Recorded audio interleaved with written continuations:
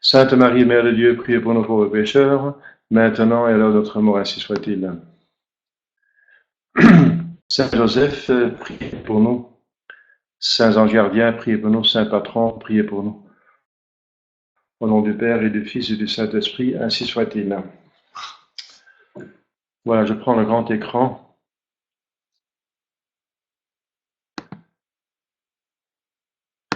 Merci pour suivre. Voilà. Bonsoir, c'est le mardi après le dimanche de la Passion, donc dans le temps de la Passion, et nous avons vu dans la spiritualité les différentes méthodes, déjà on était là-dedans, en train d'expliquer les méthodes de méditation, et on va faire une méditation ensemble, celle de la Passion, plutôt corporelle de Jésus. C'est une étude connue, mais pas assez connue encore. Une étude faite par un chirurgien, le docteur Pierre Barbet, Joseph de Paris, qui a étudié le Saint-Suaire de Turin. Et à partir du Saint-Suaire de Turin, il a fait une méditation qui est très réaliste. Parce que justement, le Saint-Suaire de Turin a prouvé d'être authentique. Même le test du carbone 14, il a montré qu'il est authentique, parce qu'ou bien il a été faussé, ou bien même s'il n'est pas faussé, il dit que c'est un linge qui date du XIIIe siècle. Eh bien voilà, on voit très bien sur le linceul que les échantillons ont été pris là où le linge est brun, ça veut dire à moitié brûlé. Le linge, on le sait, a survécu 2 incendies. Alors, s'il a survécu 2 incendies, ça veut dire que la partie qui a brûlé, elle a développé du carbone, du carbone. C'est carbonisé, le feu carbonise. Et il y a un autre, c'est un orthodoxe, un physicien, un chimiste orthodoxe, qui a fait le test dans son laboratoire. Il a pris un linge du 1er siècle, il l'a mis dans une circonstance d'incendie, et la différence c'était 7-8 siècles. Voilà, donc ça correspond.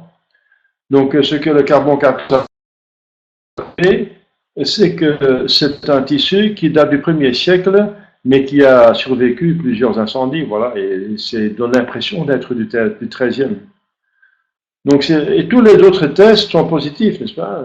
On a trouvé des pollens dans le linceul, des pollens qui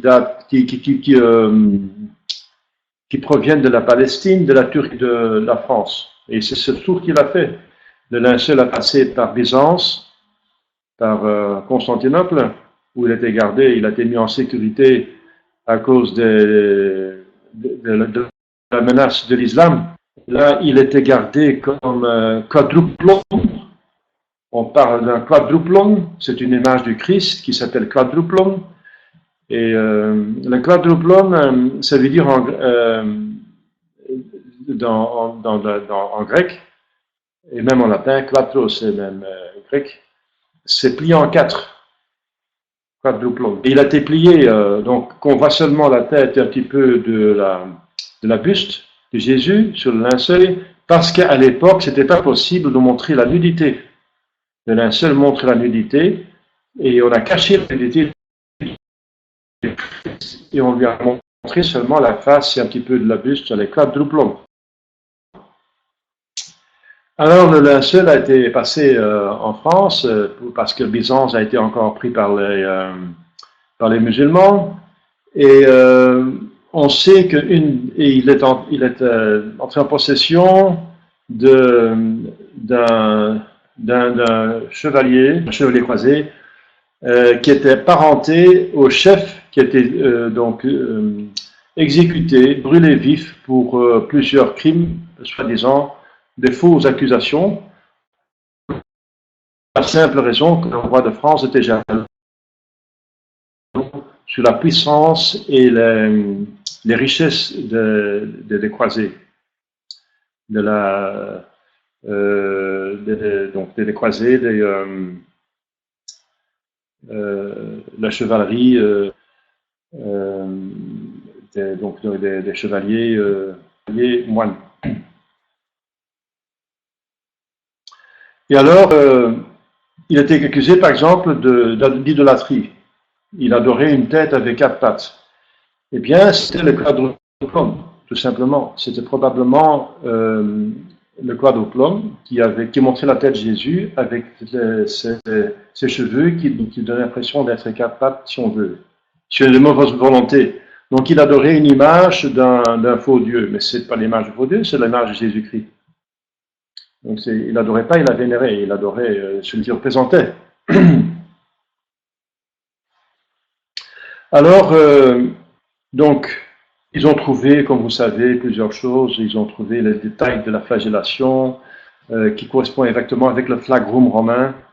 Les archéologues, l'archéologue, ils ont trouvé aussi, c'est un jésuite de Chicago qui a trouvé avec l'ordinateur une empreinte d'une monnaie parce qu'il avait l'habitude, la coutume des Juifs de mettre la monnaie sur les yeux d'un mort pour que les yeux ne restent pas ouverts mais qu'ils se ferment parce que c'est insupportable de regarder dans les yeux d'un défunt.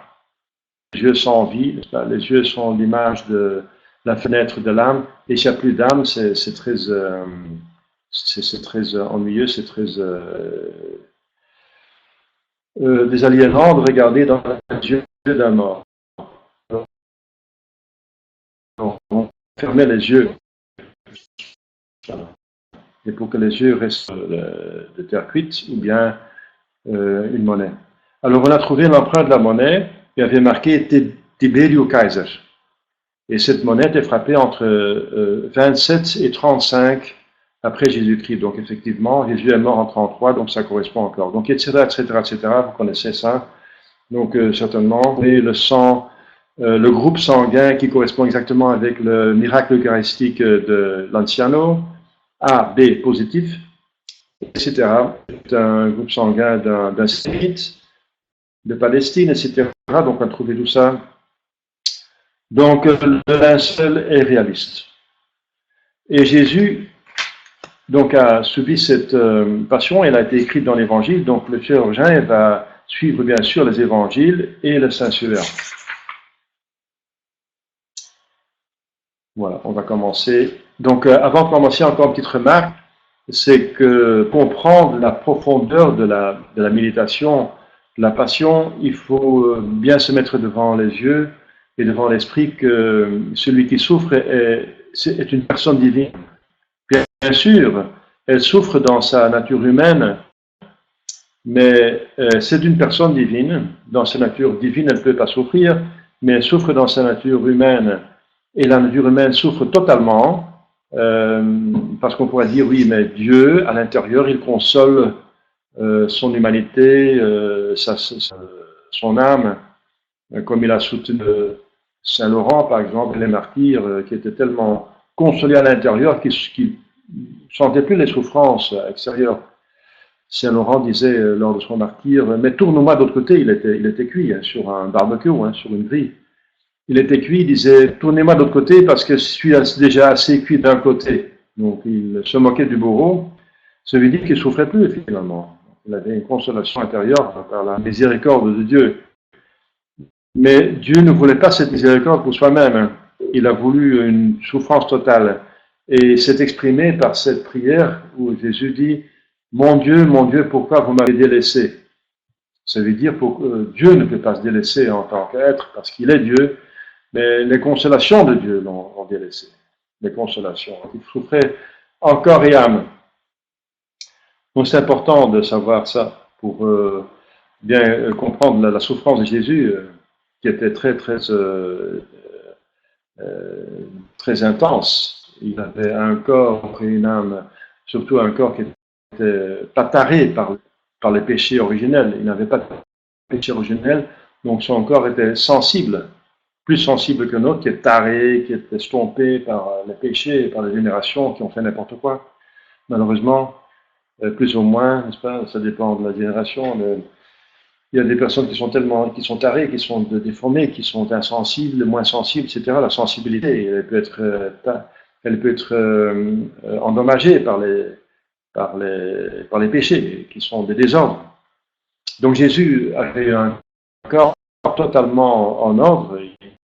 Il n'avait pas de la moindre tare, la moindre maladie intérieure. Donc il était aussi plus tenace.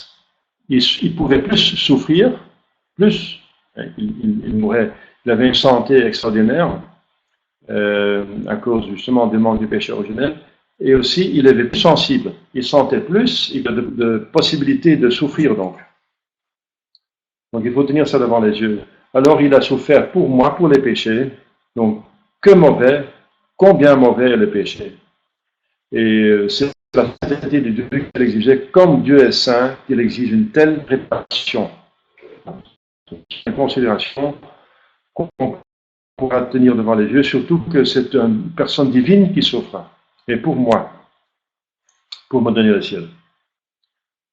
Alors, le chirurgien, donc, docteur Barbet, il fait donc une méditation à partir d'un sanctuaire de Turin et des évangiles. La passion, dit-il, bien sûr, commence à la nativité, puisque Jésus, dans son omniscience, a toujours su, vu et lu les souffrances qui attendaient son humanité.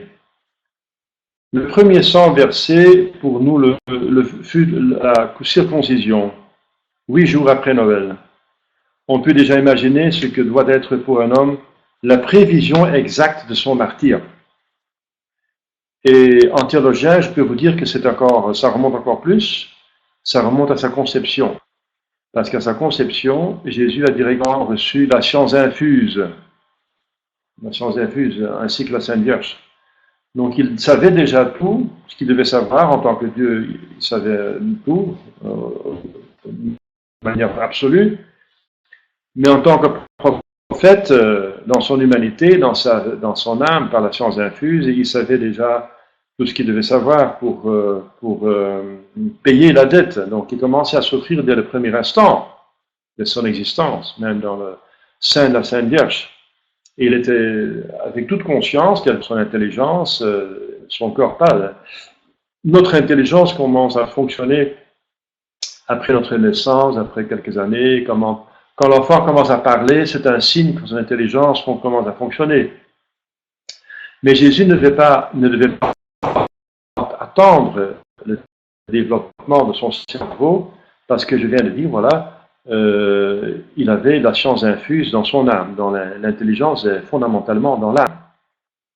La preuve, c'est qu'après notre mort, on a toujours une intelligence. Dans le ciel, ou bien le purgatoire ou l'enfer, les personnes ont une intelligence, ils savent bien ce qui se passe. Donc l'intelligence est une faculté de notre âme, intelligence, mémoire, volonté. Et une fois que l'âme est unie à Dieu, ces facultés vont utiliser les facultés corporelles, l'imagination pour l'intelligence, la sensibilité pour la volonté, etc. Mais ils n'ont pas absolument besoin. Donc Jésus avait dans son intelligence spirituelle toute la connaissance de sa souffrance future, et il souffrait déjà parce qu'il était enfermé dans un corps qui était absolument immobile, qui ne pouvait pas bouger, il était enfermé, il ne pouvait rien voir, entendre, rien, il était enfermé, une âme qui était enfermée dans un corps qui ne fonctionne pas, le fœtus, voilà, donc c'est déjà une souffrance, c'est pire qu'une prison, parce que dans une prison, on peut encore regarder, écouter, un petit peu bouger, mais là, Jésus ne pouvait rien faire du tout.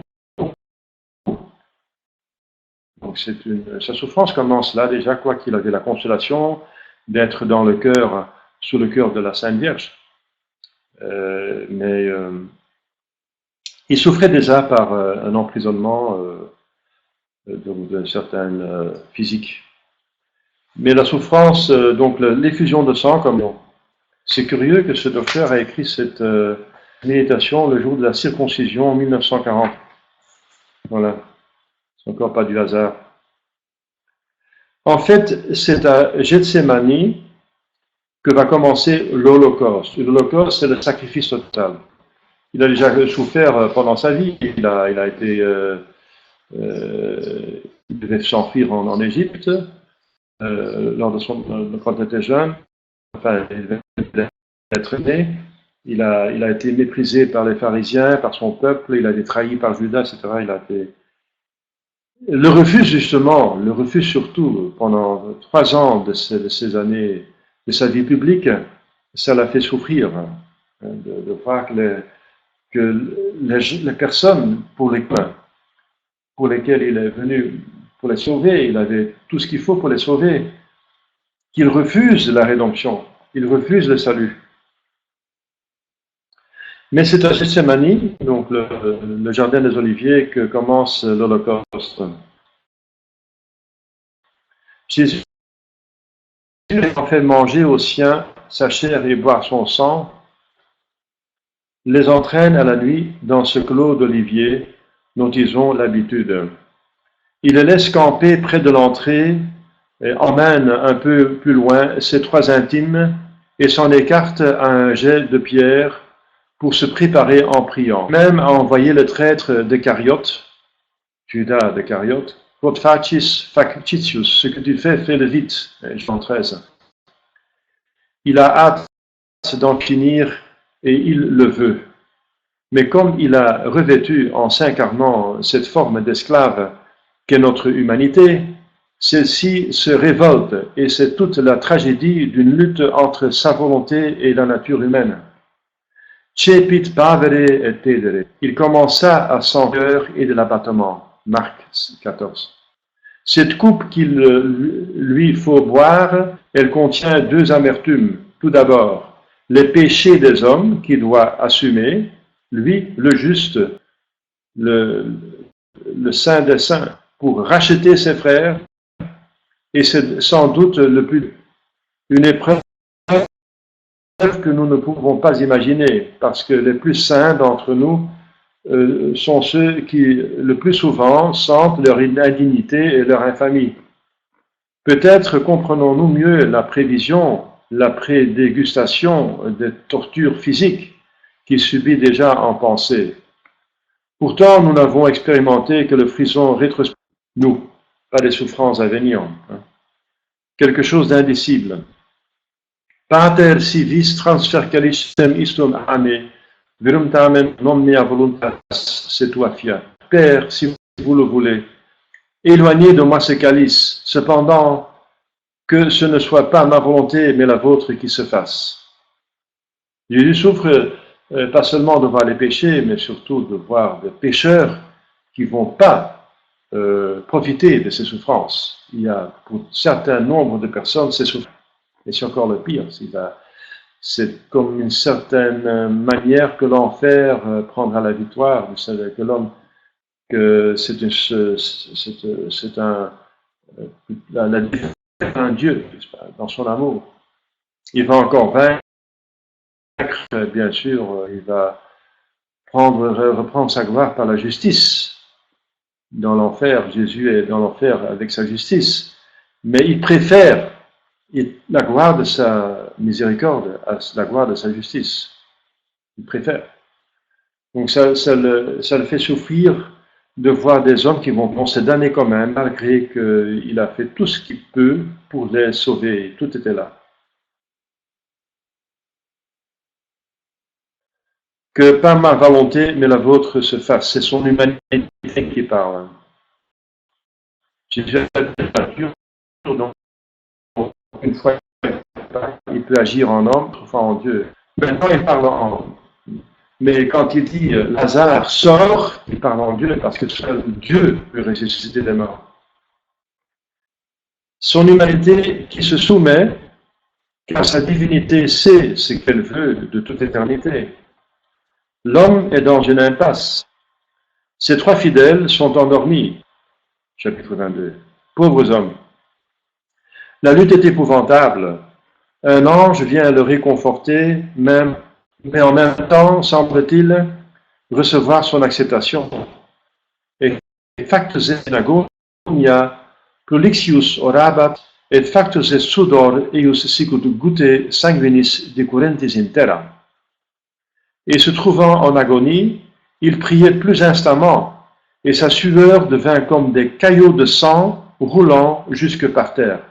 Luc 22. C'est la sueur de sang que certains exégètes rationalistes subordonnant quelques miracles ont traité de symbolique. C'est curieux, dit le docteur, de constater que de bêtises ces matérialistes modernes peuvent dire en matière scientifique.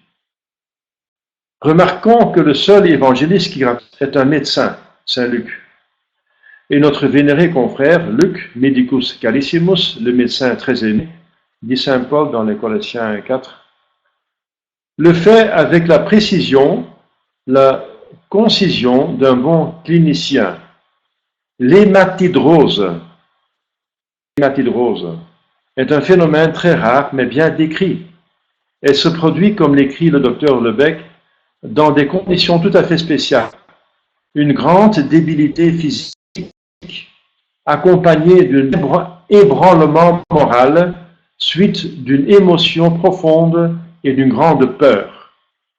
Dans son livre, son œuvre, le supplice de la croix. Et cipit pavere tedere, la frayeur, l'épouvante sont ici au maximum et l'ébranlement moral. C'est ce que Luc exprime agonia, l'agonie, qui en grec signifie lutte et anxiété.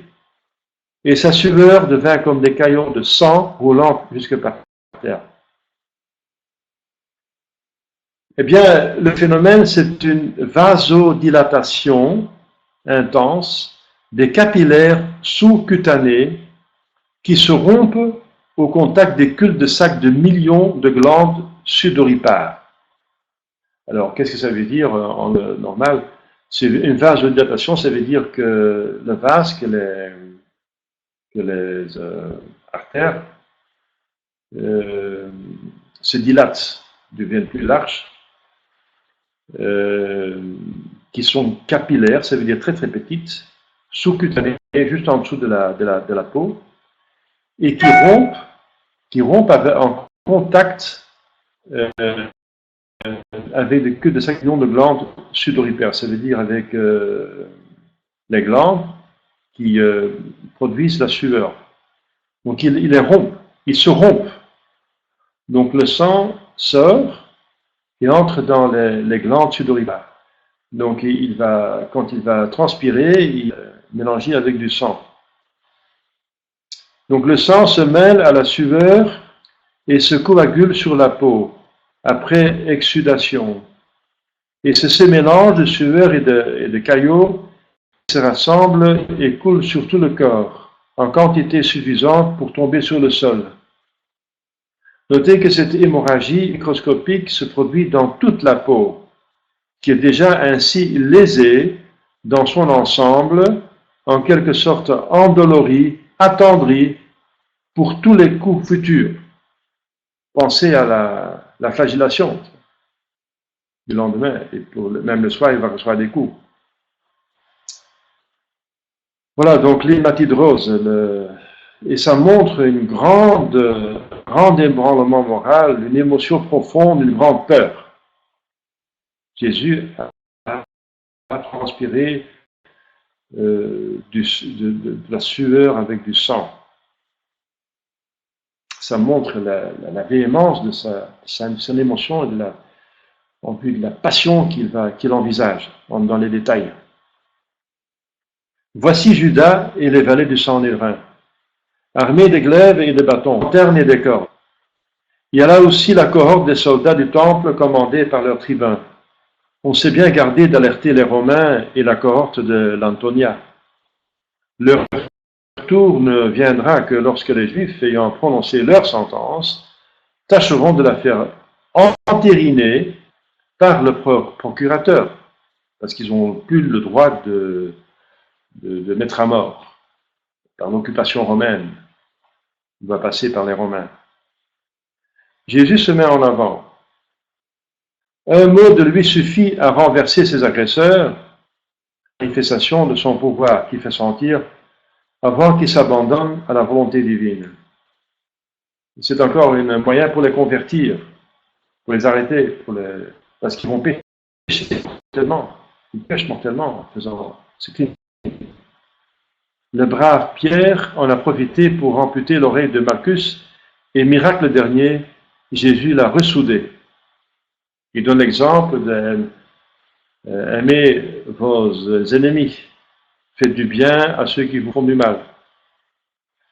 Mais la bande hurlante s'est rassasiée, a garrotté le Christ, et l'amène sans aménité, on peut le croire, laissant filer les comparses. C'est l'abandon, tout au moins apparent. Jésus sait bien que Pierre et Jean le suivent de loin, c'est Marc 15, et que Marc lui-même s'échappera à l'arrestation qu'en s'enfuyant tout nu, laissant aux gardes le saint nom qui l'enveloppait, selon l'Évangile. Mais les voici devant Caïphe et le Sanhédrin. Le Sanhédrin, c'est la réunion de 60 anciens du peuple. C'est le tribunal. Mais nous sommes en pleine nuit. Il ne peut s'agir que d'une instruction préalable. Mais même l'instruction préalable n'est pas permise la nuit. Donc il y a plusieurs dizaines d'infractions de la loi juive dans ce procès de Jésus, qui est donc un procès totalement injuste, inique. Jésus refuse de répondre. Sa doctrine, il a prêché ouvertement. Caïphe est orienté, furieux, et l'un de ses gardes, soi-disant, se dépit, lance un grand prévenu.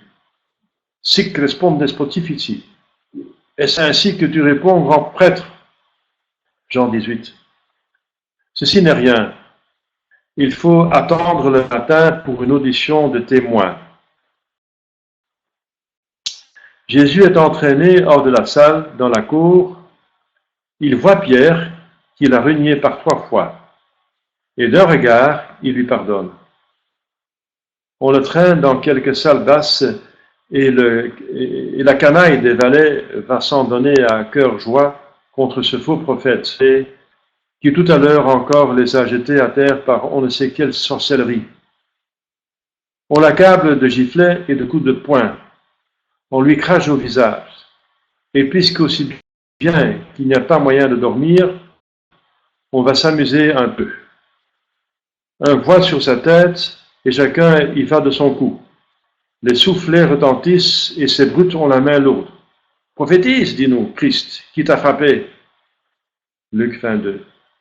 Son corps est déjà tout endolori. Sa tête sonne comme une cloche. Les vertiges le prennent, et il se tait. D'un mot, il pourrait les anéantir. Et non aperuit os suum. Il n'a pas ouvert la bouche. Isaïe 53. Cette racaille finit par se lasser et Jésus attend.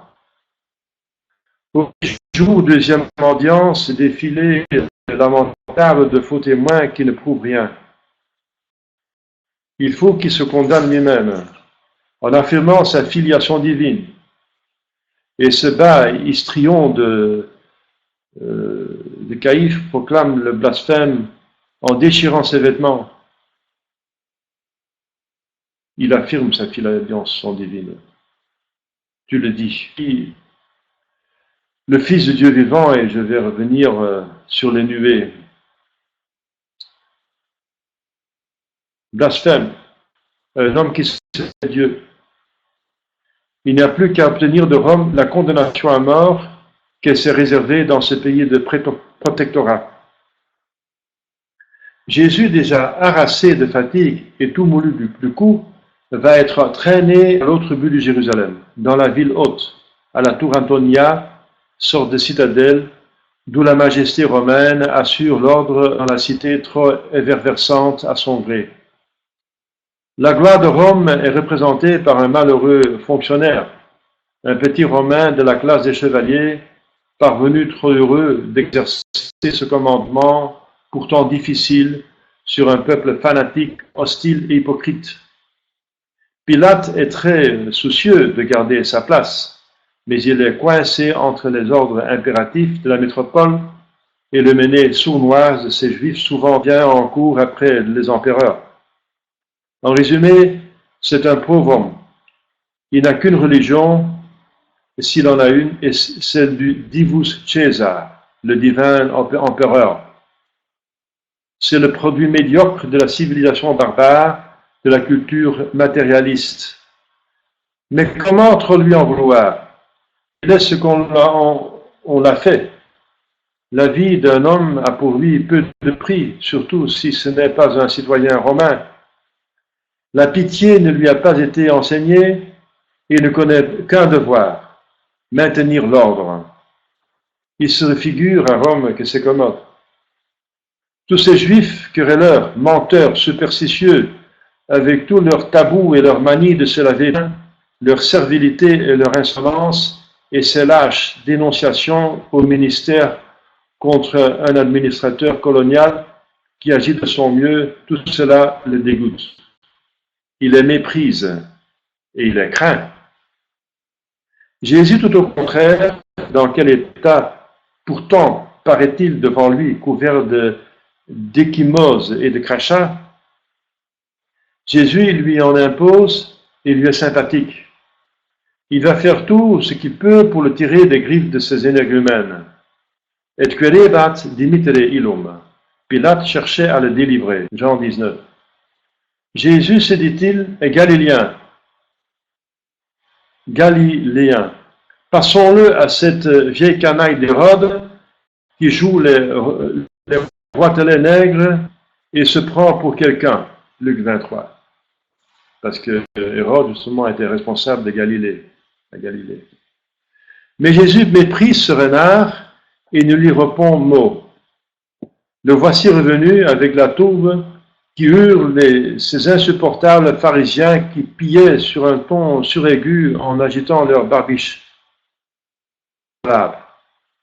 Qu'il reste dehors, puisqu'aussi bien qu'il se croirait souillé, rien qu'à entrer dans un prétoire romain. Pontius interroge ce pauvre homme qui l'intéresse. Et Jésus ne le méprise pas.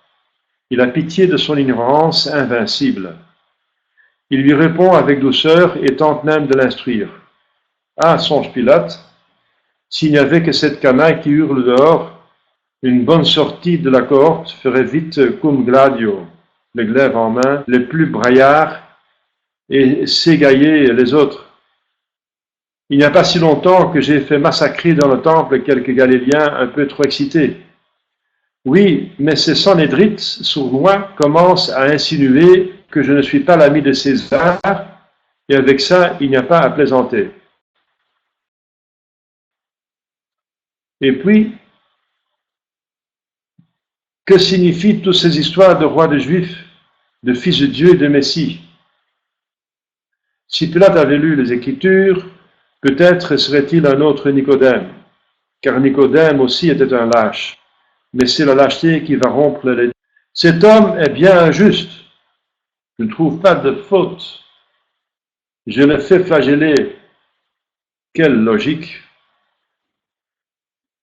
Je le fais flageller, peut-être que ces brutes auront quelque pitié.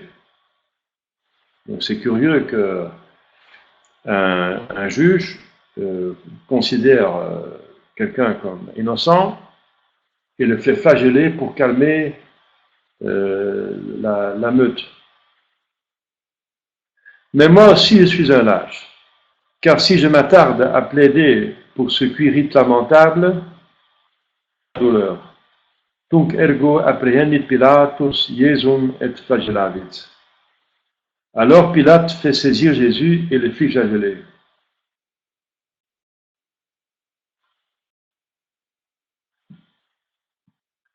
Les soldats de garde emmènent Jésus dans l'atrium du prétoire et appellent à la rescousse toute la cohorte. Les distractions sont rares dans ce pays d'occupation. Pourtant, le Seigneur a souvent manifesté spéciale sympathie pour les militaires. Comme il a admiré la confiance et l'humilité de ce centurion et son affectueuse sollicitude pour son serviteur qu'il a guéri,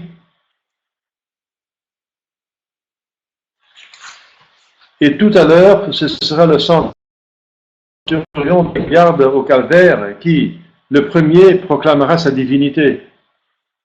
Sa cohorte semble prise d'un délire collectif que Pilate n'a pas prévu.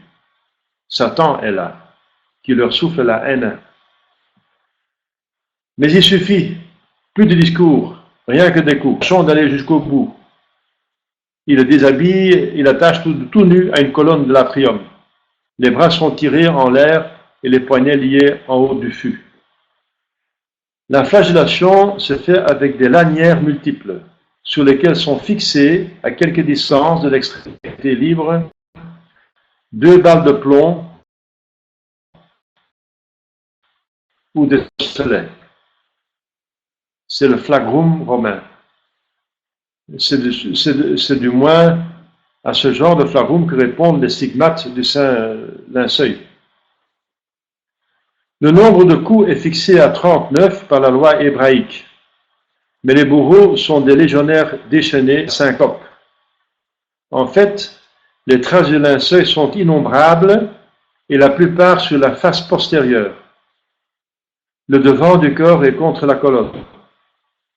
On les voit sur les épaules, sur le dos, sur les reins, et ainsi devant la poitrine, aussi devant la poitrine. Les coups de fouet descendent sur les cuisses, sur les mollets, et là, l'extrémité des lanières, au-delà des balles de plomb, encercle le membre et vient marquer son sillon jusque sur la face antérieure des jambes. Un de chaque côté, de taille inégale. Tout ceci se déduit de l'orientation des traces du linceul. Il frappe à coups redoublés, avec un grand hareng. Au premier coup, les lanières laissent de longues traces vides, de longs bleus d'icomose sous-cutanée, donc d'hémorragie, de blessures. Rappelez-vous que la peau a été modifiée, endolorie, par les millions de petites hémorragies intradermiques de la sueur de sang. Les balles de plomb marquent l'âge. Puis la peau, infiltrée de sang, attendrie, se fend sous de nouveaux coups. Le sang jaillit. Les lambeaux se détachent et pendent. Toute la face postérieure n'est plus qu'une surface rouge sur laquelle se détachent de grands sillons marbrés. Et ça et là, partout, les plaies plus profondes dues aux balles de plomb, ce sont des plaies en forme de haltère, les 2 balles et la lanière entre les deux, qui s'imprimeront sur le linceul. À chaque coup, le corps tressaille d'un soubresaut douloureux, mais il n'a pas ouvert la bouche, et ce mutisme redouble la rage satanique de ses bourreaux. Il sera martyrisé comme un mouton, et les moutons non plus ne disent rien quand on leur fait du mal. Ce n'est plus la froide exécution d'un ordre judiciaire, c'est un déchaînement de démons. Le sang ruisselle des épaules jusqu'à terre, les larges dalles en sont couvertes, et s'éparpillent en pluie des fouets relevés jusque sur les rouges chlamydes des spectateurs. Mais bientôt les forces du supplicié défaillent. Une sueur froide inonde son tête, lui tourne d'un vertige nauséeux. Les frissons lui courent le long de l'échine. Ses jambes se dérobent sous lui et, s'il n'était lié très haut par les poignets, il s'écoulerait dans la mare de sang. Son compte est bon, bien qu'on n'ait pas compté. Après tout, on n'a pas reçu l'ordre de le tuer sous le fouet. Laissons-le se remettre. On peut encore s'amuser. Ah, ce grand nigaud prétend qu'il est roi, comme s'il en était sous les aigles romains, en roi des Juifs encore. Comble de ridicule. Il a des ennuis avec ses sujets. Qu'à cela ne tienne, nous serons ses fidèles. Vite un manteau, un sceptre. On l'a assis sur une base de colonne pas très solide, la majesté. Une vieille chlamyde de légionnaire sur les épaules nues lui confère la pourpre royale, un gros roseau dans la main droite, et ce serait tout à fait ça. s'il nous manquait une couronne, quelque chose d'original. Dans 19 siècles, elle fera reconnaître cette couronne qu'aucun crucifié n'a portée. C'est un autre crucifié, le linceul appartient à un crucifié quelconque, mais il n'y en a aucun qui a porté une couronne d'épines. Mais on trouve la trace de couronne d'épines sur le linceul. Dans un coin, un fagot bourré de ces arbrisseaux qui foisonnent dans les buissons de la banlieue. C'est souple et ça porte de longues épines, beaucoup plus longues, plus aiguës et plus dures que l'acacia. On en tresse avec précaution, aïe ça pique, une espèce de fond de panier qu'on lui applique sur le crâne. On en rabat les bords avec un bandeau de jonc tordu, on en serre la tête entre la nuque et le front. Les épines pénètrent dans le cuir chevelu et cela saigne. Nous savons, nous, chirurgiens, combien cela saigne, un cuir chevelu. Déjà le crâne est tout englué de caillots. De longs ruisseaux de sang ont coulé sur le front, sur le bandeau de jonc, ont inondé les longs cheveux, tout emmêlés, et ont rempli la barbe. La comédie d'adoration a commencé. Chacun à tour de rôle fléchir le genou devant lui avec une affreuse grimace suivie d'un grand soufflet. « Salut, roi des Juifs !» Marc 15 et aussi Matthieu 27. Mais lui ne répond rien. Sa pauvre figure ravagée et pâlie n'a pas un mouvement. Ce n'est vraiment pas drôle. Exaspéré, les fidèles sujets lui crachent au visage. Tu ne sais pas tenir ton sceptre, donne, et pend un grand coup sur le chapeau d'épines qui s'enfonce un peu plus. Orion de pleuvoir. Je ne me rappelle plus, serait-ce un de ces légionnaires, bien l'a-t-il reçu des gens du sang des reins. Mais je vois à présent qu'un grand coup de bâton donné obliquement a laissé sur la joue droite une horrible plaie contuse, et que son grand nez sémitique, si noble, est déformé par une fracture de l'arête cartilagineuse. Le sang coule de ses narines dans ses moustaches. Assez, mon Dieu. Mais voici que revient Pilate, un peu inquiet du prisonnier. Qu'en auront fait ces brutes? Aïe, ils l'ont bien arrangé, pas content. Il va le leur montrer au balcon du prétoire, dans sa tenue royale, tout étonné lui-même de ressentir quelque pitié pour cette loque humaine. Mais il a compté sans la haine. Tollé, crucifigé, enlevez-le, crucifiez-le. Jean 19. Ah, les démons. Et l'argument terrible pour lui. Il s'est fait roi. Si tu l'absous, tu n'es pas l'ami de César. Jean 19. Alors le lâche s'abandonne et se lave les mains. Mais comme l'écrira saint Augustin, pas toi Pilate qui l'as tué, mais bien les Juifs avec leur langue acérée, et en comparaison d'eux, tu es toi-même beaucoup plus innocent. C'est Jésus lui-même qui le dit dans l'Évangile. Celui qui t'a livré à moi est plus coupable que toi. On lui arrache la chlamyde qui a déjà collé à toutes ses blessures. Le sang recoule. Il a un grand frisson. On lui remet ses vêtements qui se teintent de rouge. La croix est prête. Lui-même charge le bois sur son épaule. Par quel miracle d'énergie peut-il rester debout sous ce fardeau?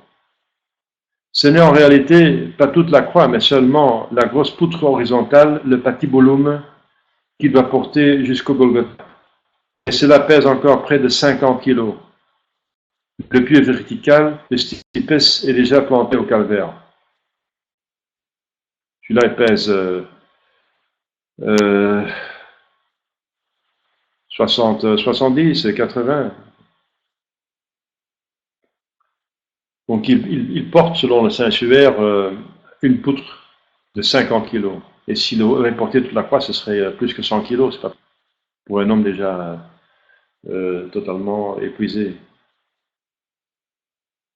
50 kilos sur le dos.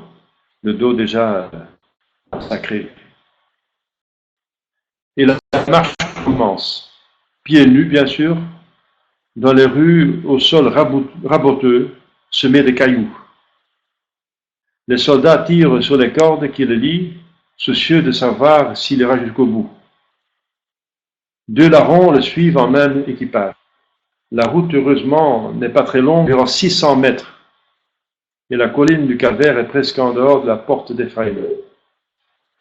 Mais le trajet est très accidenté, même à l'intérieur des remparts. Jésus péniblement met un pied devant l'autre, et souvent il s'effondre. Il tombe sur les genoux qui ne sont bientôt qu'une plaie. Les soldats d'escorte le relèvent. Sans trop le brutaliser, il sent qu'il pourrait bien mourir en route. Et toujours cette poutre en équilibre sur l'épaule qui l'a meurtri de ses aspérités et qui semble vouloir y pénétrer de force. Je sais ce que c'est, dit le Syrien. J'ai coltiné jadis au 5e génie des traverses de chemin de fer bien rabotées et je connais cette sensation de pénétration dans une épaule ferme et saine. Mais lui, son épaule est couverte de plaies qui se rouvrent et s'élargissent et se creusent à chaque pas. Il est épuisé. Sur sa tunique sans couture, une tache énorme de sang va toujours en s'élargissant et s'étend jusque sur le dos. Il tombe encore et cette fois de tout son long. La poutre lui échappe le dos. Va-t-il pouvoir se relever? Heureusement vient à passer un homme, retour des champs, ce Simon de Cyrène, qui, tout comme ses fils Alexandre et Rufus, sera bientôt un bon chrétien. Les soldats le réquisitionnent pour porter cette poutre. Il ne demande pas mieux, le brave homme. Oh, comme je le ferais bien, il n'y a plus seulement que la pente du Golgotha à gravir, et péniblement on arrive au sommet. Jésus s'affaisse sur le sol, et la crucifixion commence. Oh, ce n'est pas très compliqué. Les bourreaux savent leur métier. Il faut d'abord le mettre à nu. Les vêtements de dessus, c'est encore facile. Mais la tunique intimement est collée à cette plaie, pour ainsi dire, à tout son corps, et ce dépouillement est simplement atroce. Avez-vous jamais enlevé un premier pansement mis sur une large plaie contuse et desséché sur elle? Ou avez-vous subi vous-même cette épreuve que nécessite parfois l'anesthésie générale? Si oui, vous pouvez savoir un peu de quoi il s'agit. Le fil de laine est collé à la surface dénudée. Et quand on le soulève, il arrache une des innombrables terminaisons nerveuses mises à nu dans la plaie. Ces milliers de chocs douloureux s'additionnent et se multiplient, chacun augmentant pour la suite la sensibilité du système nerveux. Or, il ne s'agit pas ici d'une lésion locale, mais de presque toute la surface du corps, et surtout de ce dos lamentable. Les bourreaux pressés y vont rudement. Peut-être cela vaut-il mieux, mais comment ces douleurs n'aiguisent pas la syncope? Comme il est évident que, d'un bout à l'autre, il domine, il dirige sa passion. Le sang ruisselle à nouveau. On l'étend sur le dos. Lui a-t-on laissé l'étroite ceinture que la pudeur des Juifs conserve au supplicié? J'avoue que je ne sais plus. Cela a si peu d'importance. Dans tous les cas, en son linceul, il sera nu. En tout cas, il est couvert de sang. Dans la révélation donnée par Catherine c'est à la prière de la Sainte Vierge que Dieu permet qu'on laisse un linge pour couvrir sa nudité. sa nudité donc, intime.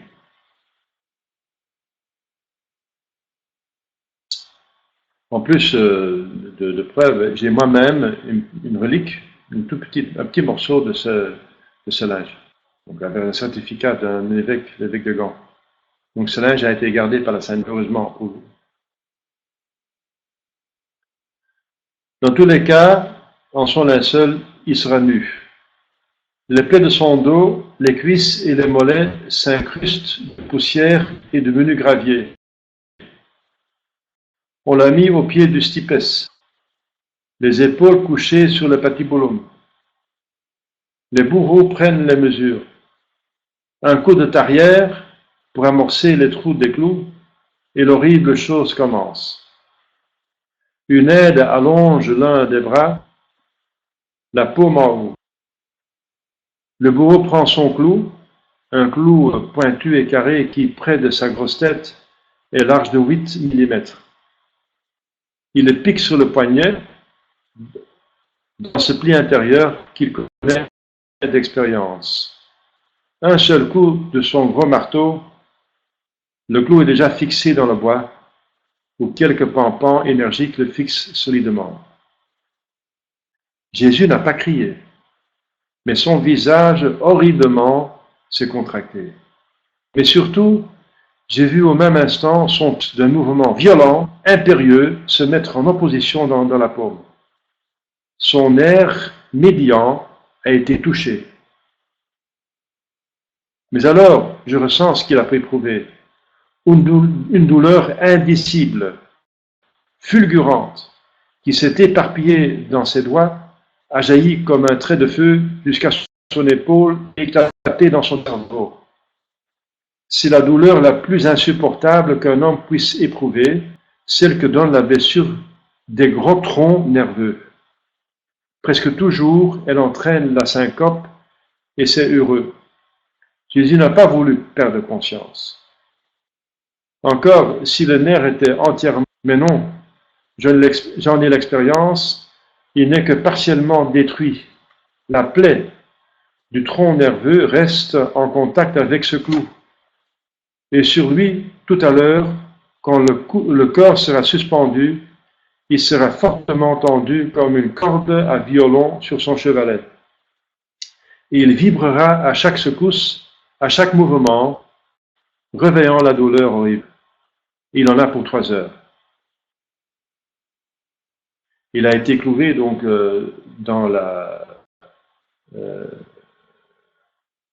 au fond ici dans le pouls.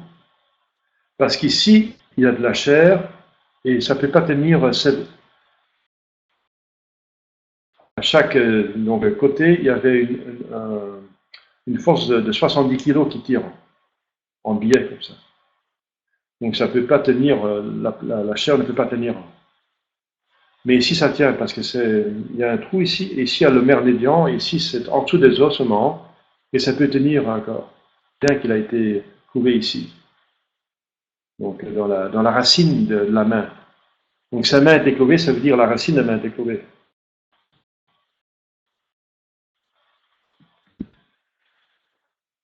Et ici ça fait beaucoup plus mal. Ici il n'y a presque pas de nerf. Ici c'est presque rien. Mais ici c'est affreux. C'est une grande différence. L'autre bras est tiré par l'aide.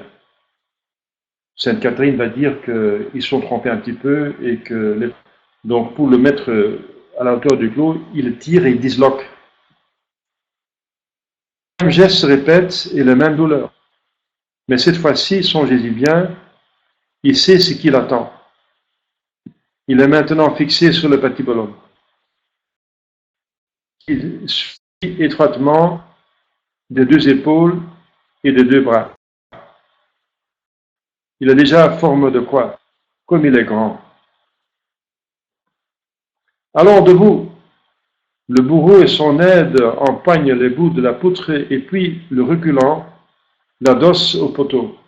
Mais c'est hélas en tiraillant sur ses 2 mains clouées.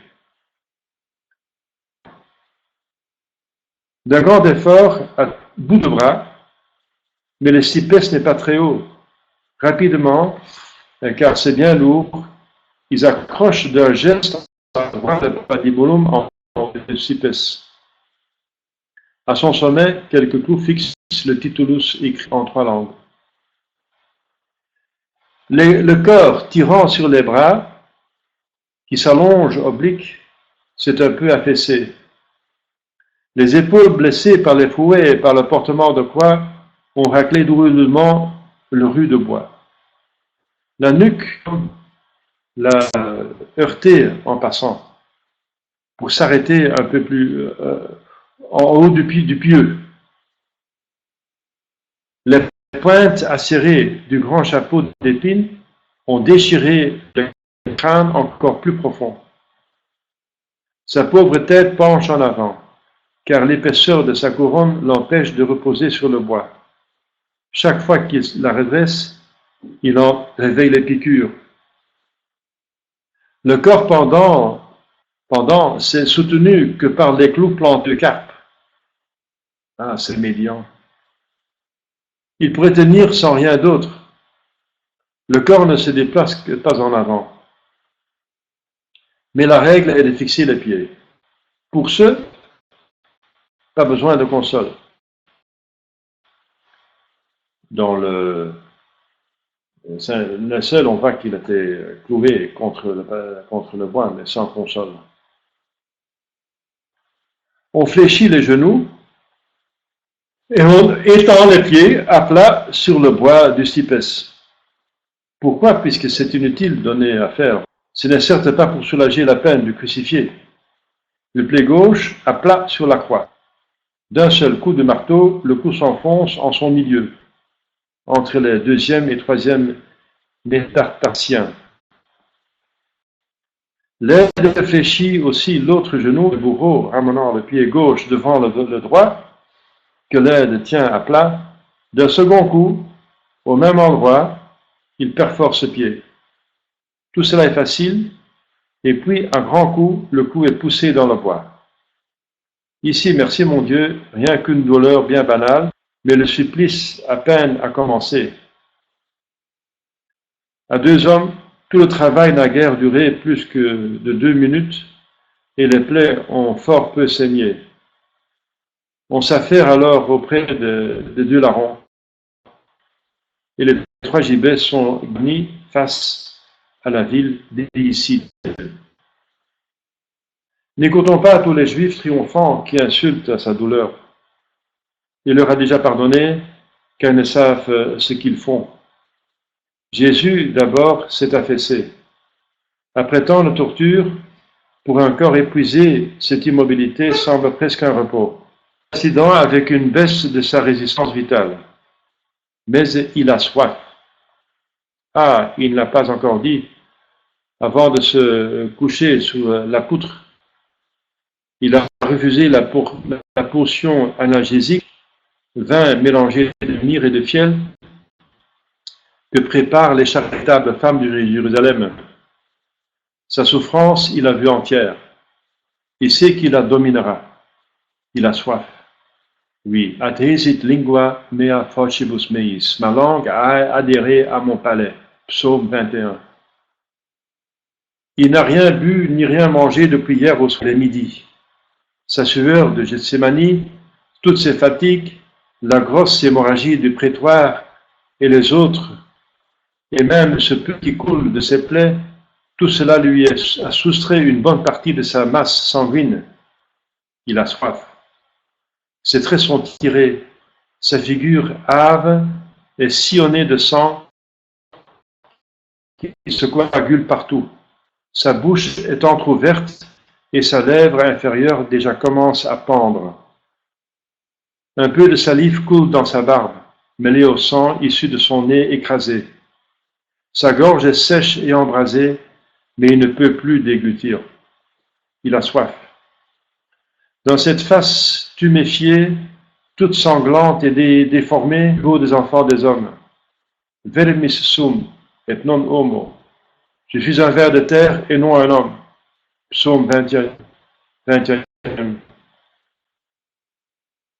Elle serait affreuse si l'on n'y voyait pas malgré tout resplendir la majesté sereine du Dieu qui veut sauver ses frères. Il a soif. Et tout à l'heure, il le dira pour accomplir les Écritures. Et un grand bénet de soldats, voilant sa compassion sous une raillerie, imbibant une éponge de sa poche, acetum, disent les évangiles, du vinaigre, la lui tendra au bout d'un roseau. En boira-t-il seulement une goutte? On a dit que le fait de boire détermine chez ces pauvres suppliciés une syncope mortelle. Comment, après avoir reçu l'éponge, pourra-t-il donc parler encore 2 ou 3 fois? Non, non, il mourra à son heure. Il a soif. Et cela vient de commencer. Mais au bout d'un moment, un phénomène étrange se produit. Les muscles de ses bras se raidissent d'eux-mêmes et une contracture qui ira s'accentuant. Ses deltoïdes, ses biceps sont tendus et saillants. Ses doigts s'incurvent en crochet. Des crampes. Vous avez tous, peu ou prou, senti ces douleurs progressives et aiguës dans un mollet, entre 2 côtes, un peu partout. Il faut tout à fait se s'entendre en allongeant ce muscle contracté. Mais regardons. Voici maintenant aux cuisses et aux jambes saillies monstrueuses, rigides, et les orteils qui se recourbent. On dirait un blessé atteint de tétanos, en proie à ces horribles crises que l'on ne peut pas oublier. C'est ce qu'on appelle la tétanie, quand les crampes se généralisent. Et voici ce que c'est fait.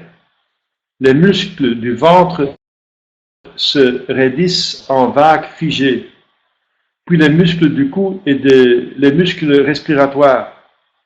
Son souffle peu à peu est devenu plus court, superficiel.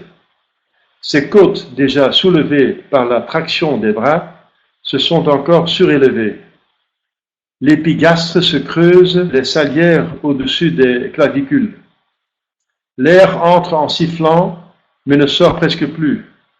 Il respire tout en haut, inspire un peu, ne peut plus expirer.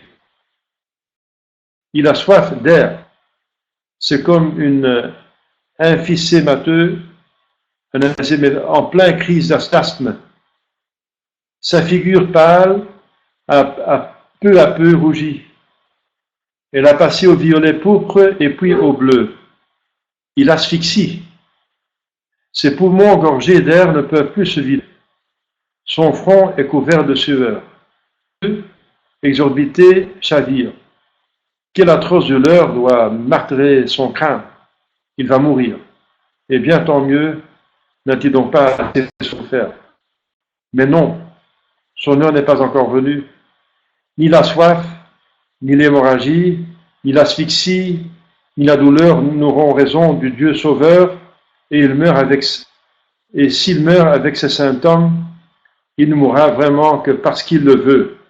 Habens in potestate ponere animam suam et ecipeream, ayant le pouvoir de déposer sa vie et de la reprendre.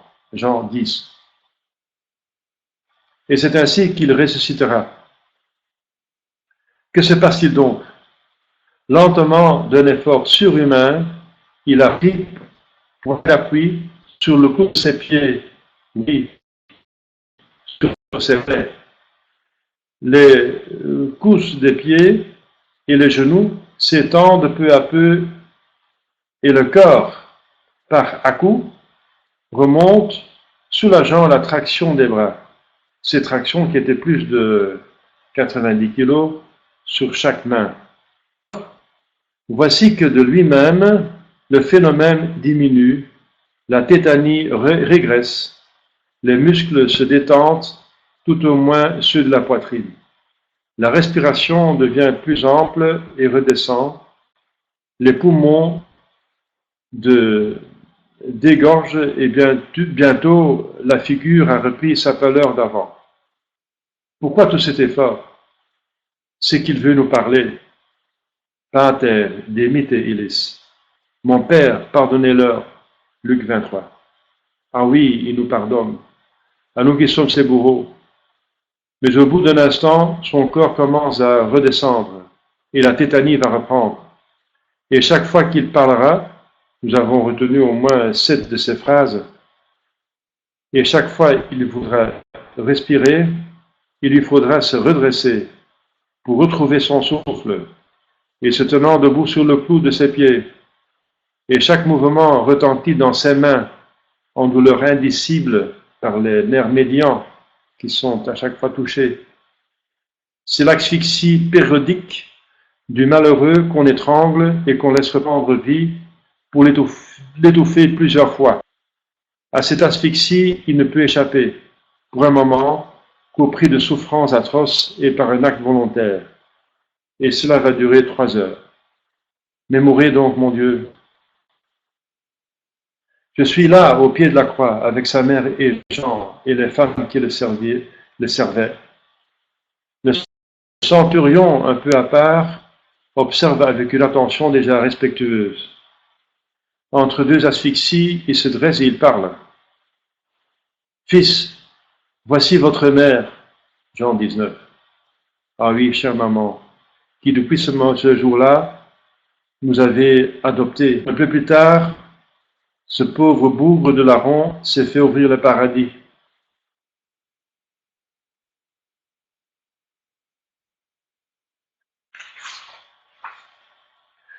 Je sais bien, Pâques vous attend, et votre corps ne pourrira pas comme les nôtres. Il est écrit, non dabis sanctum tum videre corruptionem, tu ne laisseras pas ton sein connaître la corruption. Psaume 15. Mais mon pauvre Jésus, toutes vos plaies sont infectées. Elles le seraient d'ailleurs à moi. Je vois distinctement sur elles sointer une une lymphe blonde et transparente qui se collecte au point d'éclive en croûtelle cireuse. Sur les plus anciennes déjà, de fausses membranes se forment, qui sécrètent un séropus. Il est écrit aussi Putruverunt et corrupte sunt cicatrices mei. Mes plaies se sont infectées et ont suppuré. Psaume 37. Un essaim de mouches affreuses, de grosses mouches vertes et bleues, comme on en voit aux abattoirs et aux charniers, tourbillonnent autour de son corps. Et brusquement, elles s'abattent sur l'une ou l'autre plaie pour en pomper le suc et y pondre leurs œufs. Elles s'acharnent au visage. Impossible de les chasser. Par bonheur, depuis un moment, le ciel s'est obscurci, le soleil s'est caché et fait soudain très froid. Et ces filles de Belzébuth, donc les mouches, ont peu à peu quitté la place. Belzébuth, ça veut dire les mouches, parce que c'est une idole à laquelle on donnait beaucoup de sacrifices sanglants. Et il y avait beaucoup de mouches à cause de ce sang, et on l'appelle donc le dieu des mouches, Belzébuth. Alors, il appelle les mouches les filles de Belzébuth. Bientôt 3 heures. Enfin, Jésus lutte toujours. De temps en temps, il se redresse. Toutes ses douleurs, sa soif, ses crampes, l'asphyxie et les vibrations de ses 2 nerfs médians ne lui ont pas arraché une plainte. Mais si ses amis sont bien là, son père et c'est l'ultime épreuve, son père semble avoir abandonné. Eli, Eli, lama sabachthani, mon père, pourquoi vous m'avez abandonné? Ça veut dire qu'à l'intérieur, Jésus ne se console pas. Il n'a pas de consolation intérieure. Et c'est maintenant qu'il s'en va. Il crie consommatum est. Tout est consommé. Jean 19. La coupe est vide. La tâche est faite. Puis de nouveau, se redressant, et comme pour nous faire entendre qu'il meurt de par sa volonté, Itrum clamans voce magna, poussant de nouveau un grand cri, Matthieu 27. Mon Père, dit-il, mets mon âme entre vos mains. Luc 23. Il est mort quand il a voulu, et qu'on ne me parle pas de théorie physiologique. Loué sois-tu, mon Seigneur, pour notre sœur la mort corporelle, chante saint François d'Assise. Oui, Seigneur, soyez loués pour avoir bien voulu mourir, car nous n'en pouvions plus. Maintenant tout est bien. Dans un dernier soupir, votre tête vers moi, lentement, s'est penchée droit devant vous. Votre menton sur le sternum. Je vois à présent bien en face votre visage détendu, rasséréné, que malgré tant d'affreux stigmates illumine la majesté très douce de Dieu qui est toujours là. Je me suis affalé à genoux devant vous, baisant vos pieds troués, où le sang coule encore, et se coagulant vers les pointes. La rigidité cadavérique vous a saisi brutalement, comme le cerf forcé à la course. Vos jambes sont dures comme l'acier et brûlantes. Quelle température inouïe vous a donné cette tétanie. La terre a tremblé, mais que m'importe, et le soleil s'est éclipsé. Joseph est allé réclamer votre corps à Pilate, Joseph d'Arimathée, qui ne lui refusera pas. Il hait ces Juifs qui l'ont forcé à vous tuer. Cet écriteau sur votre tête proclame bien haut sa rancune. Jésus, roi des Juifs, Matthieu 27, est crucifié comme un esclave. Le centurion est allé faire son rapport après vous avoir le brave homme proclamé vrai fils de Dieu. Nous allons vous descendre et ce sera facile une fois les pieds décloués. Joseph et Nicodème décrocheront la poutre du stipes. Jean, votre disciple bien-aimé, vous portera les pieds. À deux autres, avec un drap tordu et en corde, nous soutiendrons vos reins. Le linceul est prêt, sur la pierre ici, tout près, face au sépulcre, et là, tout à loisir, on déclouera vos mains. Mais qui vient là? Ah oui, les Juifs ont dû demander à Pilate qu'on débarrasse la colline de ces givets qui offensent la vue et souilleraient la fête du demain. Race de vipères qui filtraient le moucheron et dégoûtisaient le chameau. Des soldats brisent à grands coups de barres de fer les cuisses des larrons. Ils pendent maintenant lentablement, et comme ils ne peuvent plus se soulever sur les jambes, la tétanie et l'asphyxie les auront bientôt achevés. Mais rien à faire ici pour vous. Os non communuetis exeo. Vous ne romprez aucun de ces os. Jean 19. Laissez-nous donc en paix, qu'il est mort. Sans doute, disent-ils. Mais quelle idée a pris l'un d'eux? D'un geste tragique et précis, il a levé la hampe de la lance et d'un seul coup oblique au côté droit, il enfonce profondément. Ah, pourquoi? Et aussitôt de la plaie est sorti du sang et de l'eau. Jean 20. Jean l'a bien vu et moi aussi, et nous ne saurions mentir. Un large flot de sang, liquide et noir, qui a jailli sur le soldat et peu à peu coule en poitrine, en se coagulant par couches successives. Mais en même temps, surtout visible sur les bords, a coulé un liquide clair et limpide comme de l'eau. Voyons, la plaie est au-dessus et en dehors du mamelon. Cinquième face, le cou oblique. Le chirurgien voit tout ça sur la seuil de Turin. C'est donc le sang de l'oreillette droite et l'eau sort de son péricarde. Mais alors, mon pauvre Jésus, votre cœur était comprimé par ces liquides et vous aviez toutes ces douleurs angoissantes et cruelles du cœur serré dans un étau. N'est-ce pas assez de ce que nous voyons? Est-ce pour que nous le sachions que cet homme a commis son agression bizarre? Peut-être aussi les Juifs auraient-ils prétendu que vous n'étiez pas mort, mais évanoui. Votre résurrection demandait donc ce témoignage. Merci soldat, merci Longuin, tu mourras un jour en martyr chrétien. Et maintenant, lecteurs, remercions Dieu qui m'a donné la force d'écrire cela jusqu'au bout.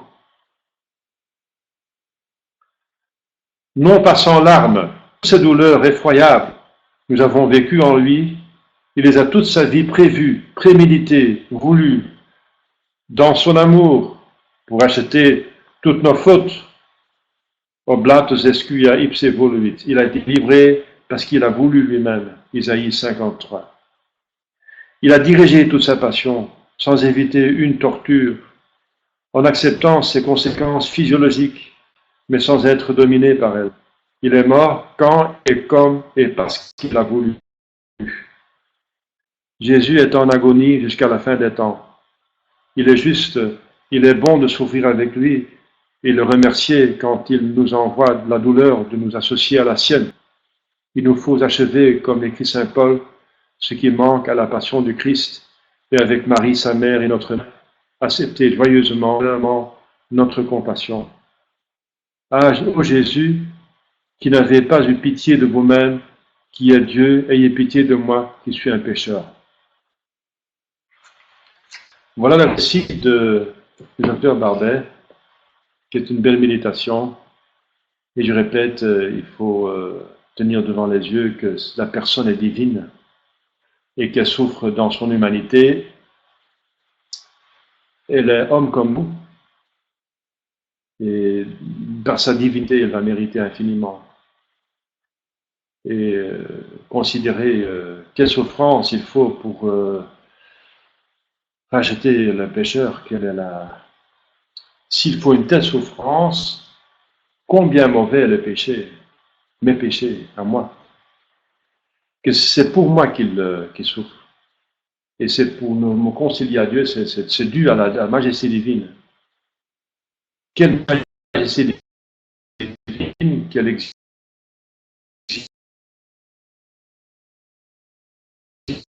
dans toutes ces considérations, chers amis, qu'on pourra mieux comprendre les souffrances de Jésus. Je vais remettre le chat pour voir s'il n'y a pas de questions. Oui, les Templiers, oui, effectivement. Donc, c'est l'ordre des Templiers qui a été, donc, par le roi français.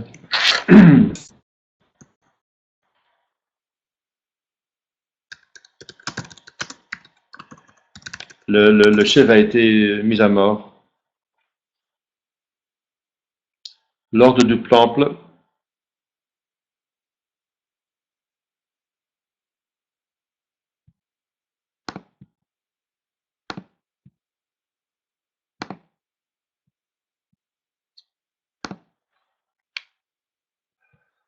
Voilà, donc malgré qu'on a passé le temps, on est presque à 9 heures, il y a quand même, vous avez continué à écouter, c'est bien. Voilà. Voilà, chers amis, je pense pas que la semaine prochaine, je pourrais te donner des cours parce qu'on est dans la semaine sainte et en tout cas, ce serait impossible parce que je serai à Belleuil, il n'y a pas de connexion Internet. Mais on prend un rendez-vous pour après Pâques. Je vous souhaite une très sainte semaine sainte, avec beaucoup de fruits. Oui, exactement. Les cérémonies à Belleuil sont sur mon site, scaturex.eu. Mon site est scaturex. Ouais, EU. Et si vous prenez FR, vous avez la page française, francophone, je vais dire. Et vous allez voir sur les informations liturgiques, donc l'horaire de la Semaine Sainte à Belleuil. Par cœur, c'est il me semble, 6h30 qu'on va dire la messe le jeudi saint. À 3h l'après-midi commence le chemin de croix et ensuite la fonction liturgique du vendredi saint. Et la veillée pascale à 10h du soir. Et bien sûr, la messe de la résurrection va commencer après minuit. Voilà. Très bien. Donc, après minuit, parce que Jésus est ressuscité les premières heures de la Pâque. Voilà. Voilà, donc prions les uns pour les autres et à bientôt. Que Dieu vous bénisse.